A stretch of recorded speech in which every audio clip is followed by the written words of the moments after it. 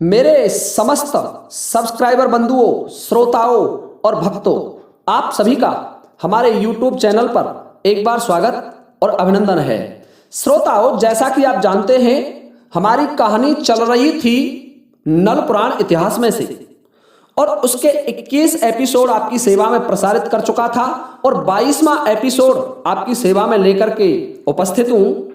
परंतु श्रोताओं, मैं आपसे एक निवेदन करना चाहूँगा कि हमारे वीडियोज़ पर लाइक बहुत कम आते हैं। अब ये मैं नहीं जानता कि आपको वीडियो पसंद आता है या नहीं आता, तो श्रोताओं वीडियो को लाइक करना ना भूलें, जिससे हमें उत्साह मिले। आइए श्रोताओं, आपकी सेवा में मैं 22वां एपिसोड लेकर के उपस्थित हूँ और आपका ध्यान 21वें एपिसोड से जोड़ता हूँ।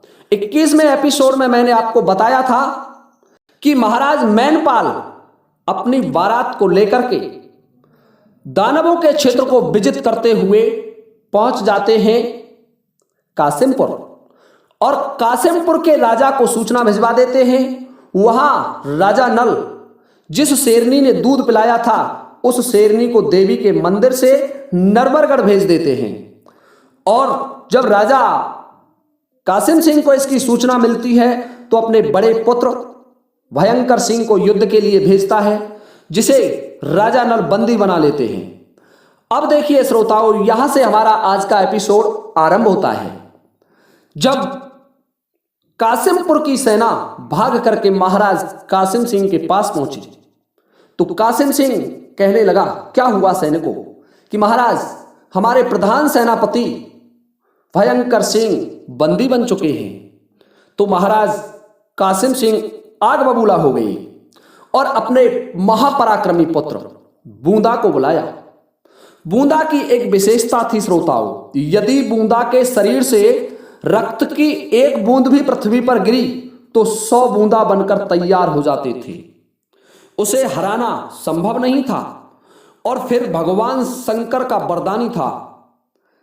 अब देखो श्रोताओं, बूंदा को बुलाया महाराज कासिम सिंह ने और बूंदा से कहा, बेटे फौज तैयार करो और जो हमारे सीमा पर हमारे मैणों पर जो फौज पड़ी हुई है, उस फौज को नरवरगढ़ तक मार मार करके भगा दीजिए। उसमें कोई राजा नल बताया, बड़ा भारी विकराल योद्धा है, उसने हमारे पुत्र भयंकर को कैद कर लिया है।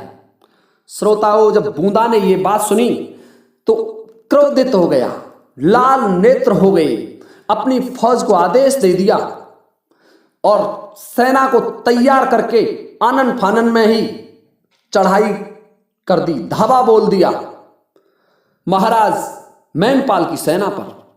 और वो जब तक संभलने नहीं पाए, सेना तैयार नहीं हो पाई, उससे पहले बूंदा ने आक्रमण कर दिया। अब देखो, उधर से पता चला, हड़बड़ी मची सेना में, तो महाराज नल स्वयं युद्ध करने के लिए आए। उधर से मनसुख भी युद्ध भूमि में उतर गए और महाराज मैनपाल भी युद्ध भूमि में उतर गए। क्यों? क्योंकि बूंदा ने किसी को अवसर नहीं दिया युद्ध के मैदान में आने का। उनके शिविरों पर आक्रमण कर दिया गया। बूंदा महापराक्रमी योद्धा था, युद्ध करता जा रहा है और उसके सामने कोई भी योद्धा नहीं टिक पा रहा है। अब देखिए श्रोताओं, राजा नल को जब इस बात का पता चला कि बूंदा महापराक्रमी है, तो स्वयं महाराज नल और मनसुख दोनों मिलकर के उसका सामना करने के लिए चले। श्रोताओं, दो योद्धाओं ने घेर लिया, महापराक्रमी थे दोनों योद्धा और उन्होंने घेर लिया है बूंदा को। बूंदा युद्ध भूमि में आग उगल रहा है, उसकी तेग के सामने जो कोई आ जाता है वो जीता नहीं जाता, उसे यमलोक की सैर करनी पड़ती है। तो महाराज नल और मनसुख दोनों दोस्त आपस में बतराए कि मित्र, इसको हम रोकेंगे। राजा नल और मनसुख दोनों आक्रमण कर देते हैं और जब दोनों ने उस पर तेग के वार किए, राजा नल ने अपनी 7 धार की तलवार चलाई और उसका सर धड़ से अलग कर दिया काट करके। और जैसे ही सर को धड़ से अलग किया तो 100 बूंदा तैयार हो गई। जब 1 बूंदा था, अब 100 बूंदा हो गई और 100 बूंदाओं ने सुसज्जित होकर के आक्रमण किया। एक एक नल पर, नल अकेले थे, मनसुख अकेला था, उन पर 50-50 योद्धा हो गए 50-50 बूंदाओं ने घेर लिया चारों ओर से। महाराज नल और मनसुख आश्चर्य में पड़ गए कि अब क्या होने वाला है। श्रोताओं, महाराज नल देवी के प्रताप से उनको पराजित करने में लगे हुए हैं, पछाड़ रहे हैं उन बूंदाओं को। परंतु देखिए, मनसुख कमजोर पड़ जाते हैं और युद्ध भूमि से पीछे हटने लगे। और जिस जेल में भयंकर सिंह कैद था, उस जेल पर बूंदाओं ने आक्रमण कर दिया, क्योंकि बूंदा 100 हो गए थे और अब डर की वजह से नल उसका सर धड़ से अलग नहीं कर रहे हैं। जितने बूंदाओं को काटा, उससे कहीं 100 गुने बूंदा तैयार हो जाती।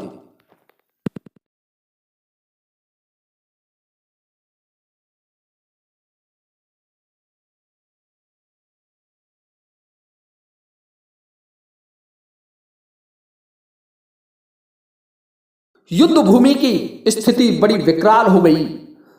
महाराज मैनपाल के शिविर पर आक्रमण कर दिया है बूंदाओं ने, और जो जेल थी जिसमें भयंकर सिंह कैद था, उस भयंकर सिंह को छुड़ा लिया है, मुक्त करा लिया बूंदा ने।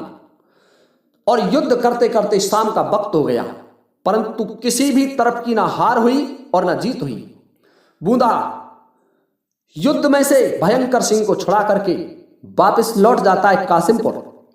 और इधर जब राजा नल अपनी सेना को संभालने लगा, तो सेना वापस शिविरों में बुलाई, तो देखा कि सेना को बड़ी भारी क्षति पहुंचाई है। सेना के 60,000 जवान एक ही दिन में तहस नहस हो गए, मारे गए रणभूमि में। श्रोताओं, महाराज मैनपाल, राजा नल और मनसुख बैठ करके विचार करने लगे, यदि इसने कल इसी तरीके से युद्ध किया तो हमारी सेना को 2 दिन में साफ कर देगा, क्योंकि इसने 60,000 फौज एक दिन में समाप्त कर दी। राजा नल कहने लगे कि इसका कोई ना कोई हमें तोड़ ढूंढना होगा, और अब तो भयंकर सिंह भी मुक्त हो गए हैं। कल दोनों भाई एक साथ आक्रमण करेंगे और उनका सामना करना पड़ेगा। महाराज मैनपाल कहने लगे कि बेटे नल, इसका यदि हमने कोई उपाय नहीं खोजा तो हमें कल ही यहां से भागना पड़ेगा, ये सीमा छोड़नी पड़ेगी। तुम तो कह रहे थे कि मैं विवाह करके लाऊंगा, परंतु हम तो यहां हो सकता है प्राणों से हाथ धो बैठे। राजा नल कहने लगे, कभी क्षत्रिय पीछे नहीं हटते, रणभूमि में बलिदान हो जाते हैं, वीर गति को प्राप्त हो जाते हैं, पर सच्चा क्षत्रिय रणभूमि से पीछे नहीं हटता। महाराज, हमें उसकी चुनौती स्वीकार है। बैठे हुए विचार कर रहे हैं, तभी गजमोतनी का प्रवेश, गजमोतनी आकर के बैठ जाती है। महाराज नल से कहने लगी कि महाराज आप चिंता मत कीजिए, मैंने बूंदा का तोड़ खोज लिया है। कि बताओ क्या तोड़ है। कहने लगी कि 7 धातु की, जो धातु बहुत मजबूत हो, 7 धातुओं से मिक्सर 4 मोंगरी बनवाइए। मोंगरी कहते हैं सोटे, 4 मोंगरी बनवाओ, और जब बूंदा रणभूमि में आए तो ध्यान रखना बूंदा के शरीर से रक्त की एक भी बूंद नहीं निकल जाए, और मेरे 8 वीरों को मैं बूंदा पर आक्रमण करवाऊंगी, और जब बूंदा पृथ्वी पर गिर जाए तो महाराज नल को और महाराज मनसुख को, दोनों को एक साथ बूंदा पर आक्रमण करना है और मोंगरियों से उसकी कुटाई करनी है। ध्यान रहे उसका शरीर कहीं से फटना नहीं चाहिए। यदि शरीर फट गया और रक्त निकल गया तो 100 बूंदा तैयार हो जाएंगे और हम उन्हें पराजित नहीं कर पाएंगे। श्रोताओं, गजमोतनी ने ऐसा ही करवाया। 4 शानदार असल धातु की मोंगरी बनवाई और दूसरे दिन युद्ध भूमि में पहले से ही सुसज्जित हो गई कि बूंदा हमें अवसर नहीं देगा, वो आक्रमण करेगा। श्रोताओं, 50,000 की फौज लेकर के राजा नल, स्वयं मनसुख, महारानी गजमोतनी, तीनों की तीनों रणभूमि के लिए चल देते हैं। उधर बूंदा अपने पिता से कहने लगा, पिताजी आज मैंने 60,000 नरवर की फौज को काट डाला है। कल के युद्ध में जो राजकुमार है विवाह करने आया है, उस राजकुमार को और उसका साथी राजकुमार नल है, उसको बंदी बना लाऊंगा। अब देखिए श्रोता हो, बूंदा और भयंकर सिंह और तीसरा विश्वजीत, तीनों भाइयों ने एक साथ मिलकर के आक्रमण किया और आक्रमण की रफ्तार इतनी तेज थी कि उसका मुकाबला करना संभव नहीं था।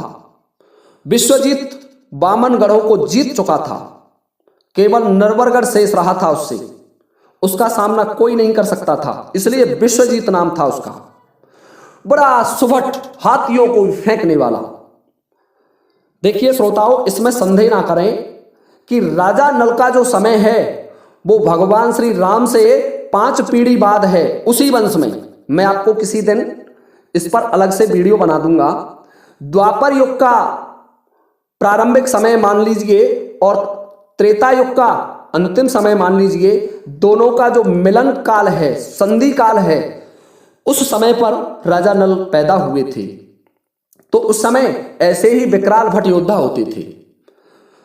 तो आक्रमण की रफ्तार बहुत तेज थी, उसका प्रभाव रोकना संभव नहीं था।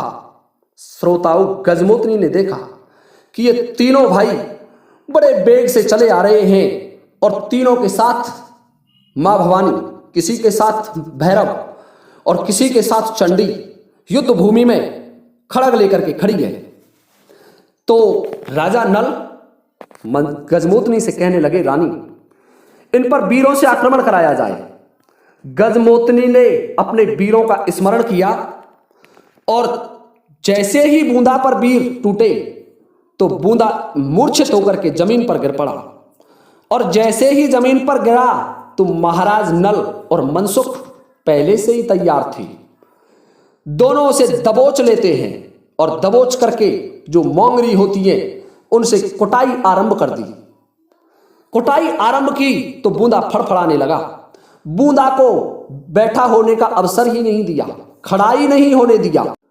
देखिए श्रोताओं, महाराज नल और मनसुख बूंदा की कुटाई कर रहे हैं और इधर नरवरगढ़ का प्रधान सेनापति सामने चलता है। जो सेनाओं की कमान संभाले हुए थे सेनापति कमांडर, वो आगे बढ़ते हैं और विश्वजीत और भयंकर सिंह को रोक लेते हैं। दोनों सेनाओं में भयंकर युद्ध चल रहा है जिसका वर्णन करना संभव नहीं है।